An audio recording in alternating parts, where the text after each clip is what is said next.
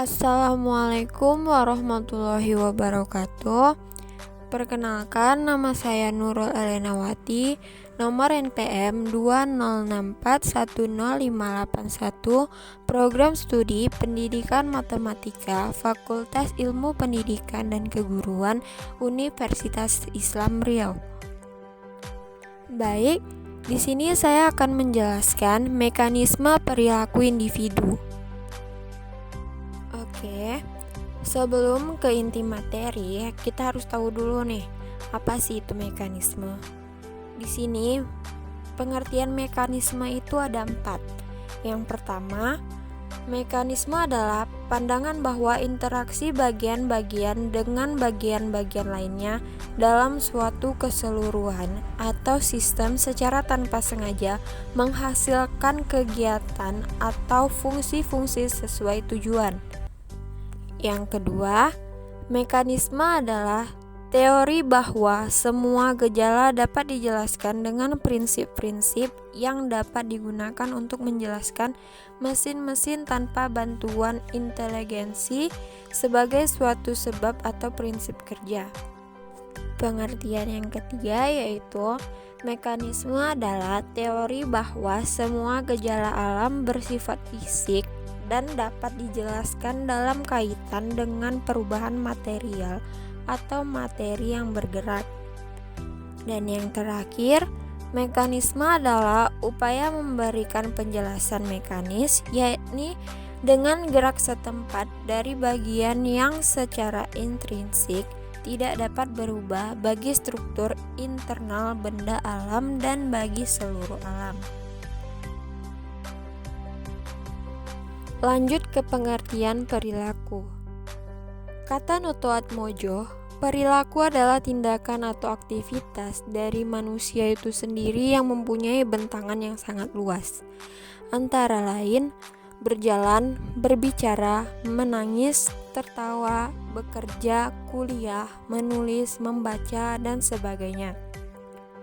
Dari uraian ini dapat disimpulkan bahwa yang dimaksud perilaku manusia adalah semua kegiatan atau aktivitas manusia, baik yang diamati secara langsung maupun yang tidak dapat diamati oleh pihak luar. Menurut Skinner, seperti yang dikutip oleh Notoatmojo, merumuskan bahwa perilaku merupakan respon atau reaksi seseorang terhadap stimulus atau rangsangan dari luar. Oleh karena itu, perilaku ini terjadi melalui proses adanya stimulus terhadap organisme, dan kemudian organisme tersebut merespons. Maka teori Skinner ini disebut teori SOR atau stimulus organisme respon. Perilaku dapat dibedakan menjadi 2, yaitu perilaku tertutup dan perilaku terbuka. Perilaku tertutup adalah respons seseorang terhadap stimulus dalam bentuk terselubung atau tertutup. Respon atau reaksi tertutup stimulus ini masih terbatas pada perhatian, persepsi, pengetahuan, kesadaran, dan sikap yang terjadi pada orang yang menerima stimulus tersebut dan belum dapat diamati secara jelas oleh orang lain. Kemudian perilaku terbuka. Perilaku terbuka adalah respons seseorang terhadap stimulus dalam bentuk tindakan nyata atau terbuka. Respon terhadap stimulus tersebut sudah jelas dalam bentuk tindakan atau praktek yang dengan mudah dapat diamati atau dilihat oleh orang lain. Oke, masuk pada pandangan psikologi tentang hakikat manusia. Salah satu tugas guru adalah berusaha mengembangkan perilaku peserta didiknya. Dalam hal ini, Abin Syamsuddin Makmun menyebutkan bahwa tugas guru antara lain sebagai pengubah perilaku peserta didik. Oleh karena itu, agar perilaku peserta didik dapat berkembang optimal, tentu saja seorang guru seyogyanya dapat memahami tentang bagaimana proses dan mekanisme terbentuknya perilaku para peserta didiknya. Untuk memahami perilaku individu, dapat dilihat dari 2 pendekatan, yang saling bertolak belakang, yaitu behaviorisme dan holistik atau humanisme. Kedua pendekatan ini memiliki implikasi yang luas terhadap proses pendidikan, baik untuk kepentingan pembelajaran, pengelolaan kelas, pembimbingan, serta berbagai kegiatan pendidikan lainnya. Kalian semua pasti bertanya, bagaimana sih pendekatan behaviorisme dan holistik itu? Baik, saya akan menjelaskannya. Mekanisme pembentuk perilaku menurut aliran behaviorisme. Behaviorisme memandang bahwa pola-pola perilaku itu dapat dibentuk melalui proses pembiasaan dan penguatan dengan mengkondisikan atau menciptakan stimulus-stimulus atau rangsangan tertentu dalam lingkungan. Behaviorisme menjelaskan mekanisme proses terjadi dan berlangsungnya perilaku individu dapat digambarkan dalam bagian berikut. S. Melambangkan stimulus atau rangsangan. R. Melambangkan respon atau perilaku. Dan O. Melambangkan organisme atau individu. Karena stimulus datang dari lingkungan, maka dilambangkan dengan W, yaitu word. Dan R juga ditunjukkan kepadanya. Maka mekanisme terjadi dan berlangsungnya dapat dilengkapi seperti tampak dalam bagian berikut.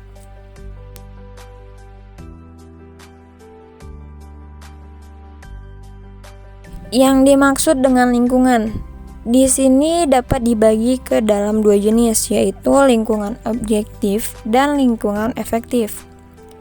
Lingkungan objektif yaitu segala sesuatu yang ada di sekitar individu dan secara potensial dapat melahirkan S atau stimulus.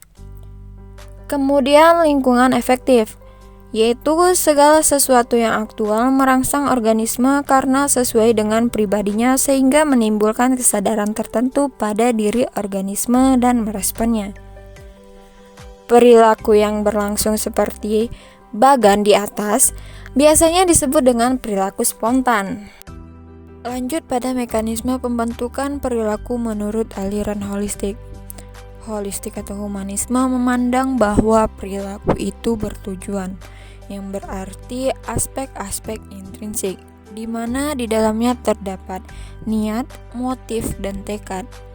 Dan dalam diri individu merupakan faktor penentu untuk melahirkan suatu perilaku, meskipun tanpa ada stimulus yang datang dari lingkungan. Holistik atau humanisme menjelaskan mekanisme perilaku individu dalam konteks what, how, dan why. What yaitu apa, menunjukkan kepada tujuan apa yang hendak dicapai dengan perilaku itu. Kemudian how yaitu bagaimana, menunjukkan kepada jenis dan bentuk cara mencapai tujuan, yakni perilakunya itu sendiri. Sedangkan why yaitu mengapa, menunjukkan kepada motivasi yang menggerakkan terjadinya dan berlangsungnya perilaku, baik bersumber dari diri individu itu sendiri maupun yang bersumber dari luar individu. Secara skematik rangkaian, proses dan mekanisme terjadinya perilaku menurut pandangan holistik dapat dijelaskan dalam bagian berikut.